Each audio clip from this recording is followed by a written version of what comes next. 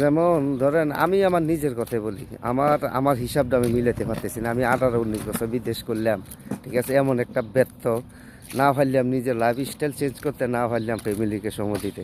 কিন্তু সময় আমার চলে গেছে 18-19 বছর, কিন্তু আমি 19 বছরে কিছু করতে পারি নাই। আমি ধরেন একজন একবারে ব্যর্থ প্রবাসী। আমার হিসাব হইল -0 আমার লাইফে। আমি কোনো কিছু করতে পারিনি।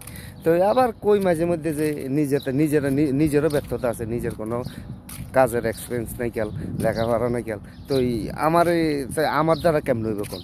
তো মাঝে মধ্যে আবার দেখি যে বিভিন্ন সেক্টরে দেখি যে আমার থেকে তো দেখি যে আরও কর্মা মানুষ, ঠিক আছে, বিভিন্ন কোম্পানি চাকরি করে করে, ওই এরা তেল তুল মাইরা ভালো পয়সা ভালো পজিশনে আছে, লেয়া নাই পড়া নাই, ঠিক আছে, কোনো কাজের অভিজ্ঞতাও নাই, কিন্তু তেল মারা জানে ভালা।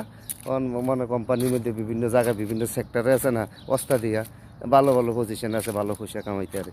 তো আমি পারি না। তো এই জন্য আসলে বিদেশটা হইলো ভাই নসিব।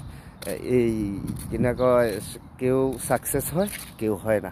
যেমন আমার মতন ব্যর্থ প্রবাসী ম্যাক্সিমামে, আর সফল হইলো হাতের গোনা কয়েকজন, ঠিক আছে। তো এই জন্য কই আসলে বিদেশটা সবার জন্য না।